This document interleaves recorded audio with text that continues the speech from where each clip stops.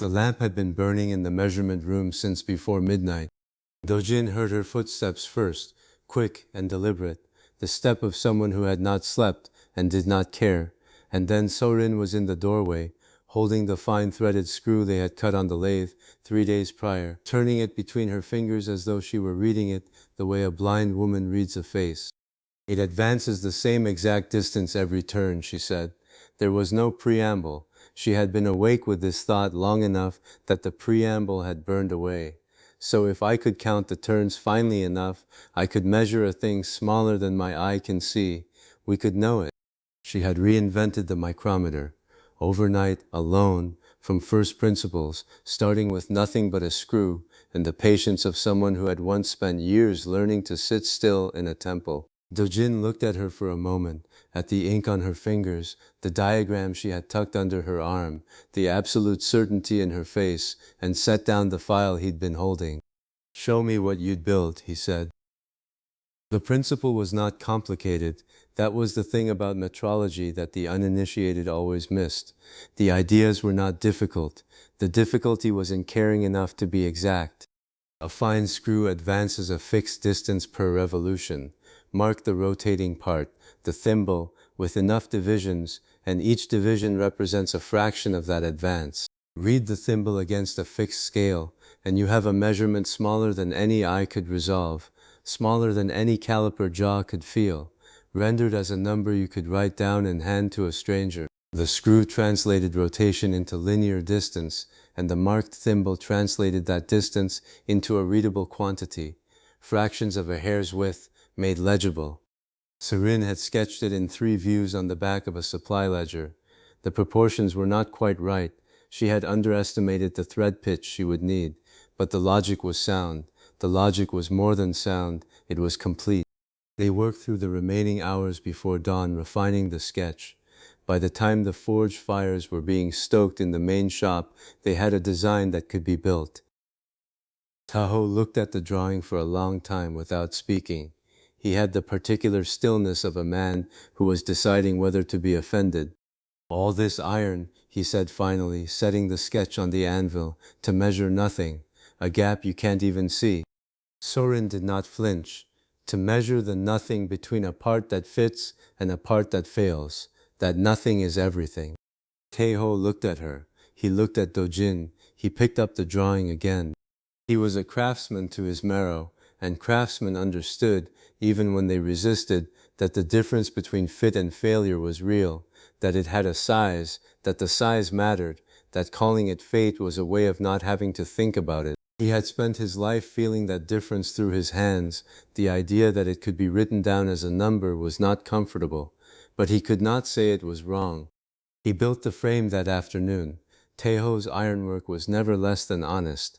The U-frame came out square, the anvil face dressed flat, the thimble sleeve fitted to the spindle with a snugness that Do-jin tested with his thumbnail and found acceptable. The fine screw came from the lathe's own lead screw stock, the best thread they had yet cut in this shop. Seo-rin fitted the thimble herself, marking the divisions with a scribe and a steady hand, counting under her breath. It took most of the day. When it was done, it was a small and plain-looking thing, a U of dark iron, a knurled thimble, a barrel with a line scratched along its length. It looked like nothing. It was the most precise instrument Iron Ridge had ever held. Seo-rin measured a piece of finished stock first, something they had already gauged by caliper, by feel, by comparison. She wanted a known quantity before she trusted the unknown one. She seated the part between the anvil and the spindle, turned the thimble until it kissed the surface, not pressed, kissed, the way Cho Yeong had taught her to feel for contact when scraping, and read the barrel, then the thimble graduation, then the vernier line. She read it again. She set the part down, picked it up, measured it again. 4 hairs and a tenth, she said. Her voice had gone quiet in a way that had nothing to do with uncertainty. I can write it down, and a stranger 100 years from now can make the same thing exactly. She turned the micrometer over in her hands. The lamp caught the barrel markings, the clean line of the thimble edge, the small perfection of the thread. "This is the most beautiful thing I have ever held." Do-jin said nothing. There was nothing useful to say. He had felt this once himself. The first time his grandfather had let him use a real surface plate had shown him that flat was not a feeling, but a provable condition, and he remembered that it was not a moment that wanted company. "There's a catch," he said, when she had set it down. She looked at him steadily. She had known there would be. A measure is only as honest as its standard. Right now, your micrometer is calibrated to itself, to the pitch of that screw, to the spacing of those lines. If the screw drifts, if the lines were marked wrong, everything you measure is wrong in the same way, and you'll never know it, because everything will agree with everything else. He picked up the instrument, turned it once. You need a master, one perfect length, locked away, that everything else is measured back to. A reference that doesn't answer to anything except itself. Salun was quiet for a moment. "A true north," she said. "For length." "Yes. And we have to make it. We have to make it first, before we trust anything else." Cho Yeong lapped the gauge block over 2 days. He used the same abrasive slurry he used for scraping, the same cast iron lapping plate he had dressed flat by the 3-plate method, the same unhurried attention that had always made him seem, to the apprentices, like a man doing something closer to prayer than work. He worked both faces in sequence, checking parallelism by feel, by the way the block rocked, or didn't, when he set it down on the reference plate, by the drag of the ringing film, when he slid two surfaces together. When he was finished, he set it on the bench and looked at it for a while. "Flat both faces, dead parallel," he said. "I can't feel a single lie left in it." Seo-rin brought the micrometer. She measured the block from 4 positions across each face, rotating it, reseating it, reading each position twice. The numbers came back consistent to within the last graduation, the last tenth of a hair, at every point. She set the instrument down. "Then this is the truth now," she said. "Everything answers to this block." Do-jin had it wrapped in oiled cloth and locked in a wooden case before the end of the day. The case went into the measurement room, on a shelf built into the interior wall, where the temperature was most stable, away from the forge heat and the door drafts. It was not a ceremony, it was a procedure. But Cho Yeong stood watching until the case was on the shelf, and he did not leave until the latch was closed.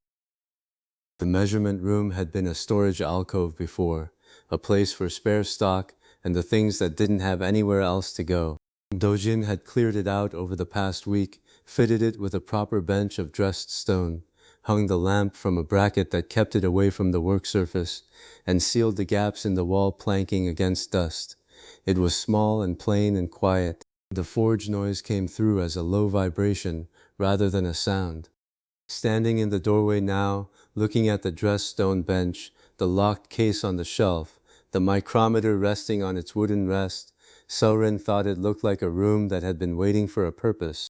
She thought about the temple she had left, or been left by, depending on how you told the story. The mandate had answered the well-born. It had answered lineage, bloodline, the right family at the right altar. You could learn the forms perfectly, speak the words without error, and if you were not the right kind of person, it did not answer. It never answered.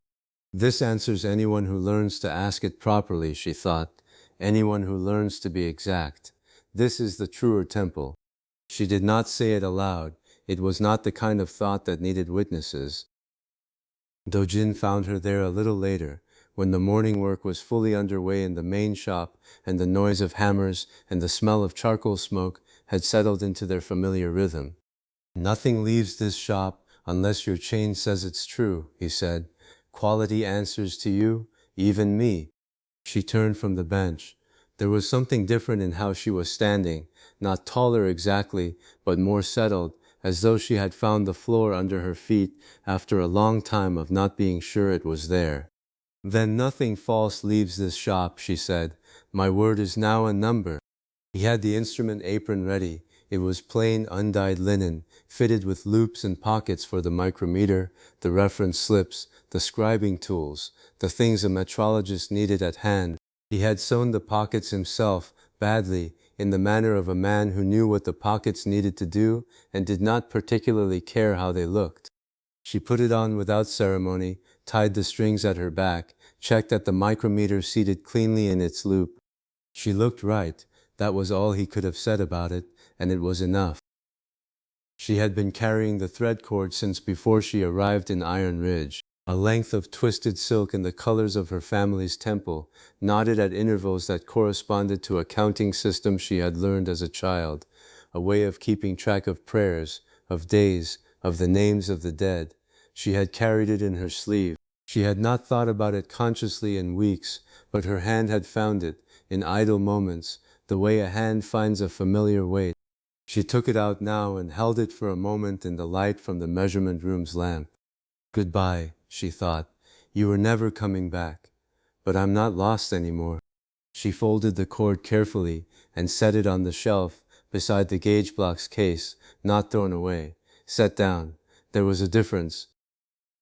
Mok Jae brought his part in the late afternoon, proud of it in the way of apprentices who have worked carefully and know it. It was a spindle collar, turned on the lathe to what he judged to be a good fit. He had checked it against the bore by hand, felt its seat without play, felt the surfaces with his thumbnail, and found them smooth. Seo-rin measured it. She measured it twice. She wrote the numbers in the ledger. She set the part on the bench and looked at Mok Jae. But it looks fine, he said. He had seen her face. It fits. Looks fine is how the old world built things that broke and called it fate. She turned the ledger so he could see the numbers, his part's actual diameter against the specification Do-jin had written, the deviation rendered in the same units as the master block, the same chain, nothing hidden. Make it again, Jae, to the number this time.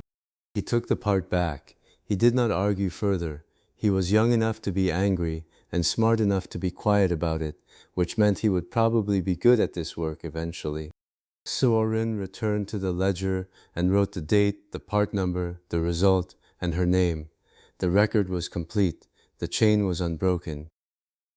Do-jin stood at the measurement room door as the day's light began to fail, looking at the bench, the instruments, the ledger with its fresh ink. The forge was cooling down for the evening. The hammering had stopped. The shop had the particular quiet of a place where people have worked hard and gone home. He thought about what they had now, a micrometer, a master gauge block, a calibration chain from the block to the instrument, to every part that left this shop, a metrologist whose word was a number, and whose number was honest. He thought about what came next. We can measure the truth now, he said, to no one in particular, or perhaps to the room itself. Tomorrow we build the machine that cuts it into any shape we want. The lamp burned steadily. Outside, the veil over Iron Ridge held its pale light against the dark, thinner than it had been a season ago, thinner than it would be a season hence. The dome was failing by increments too small for the eye to see, but not too small to measure if you had the right instrument and an honest chain back to the truth.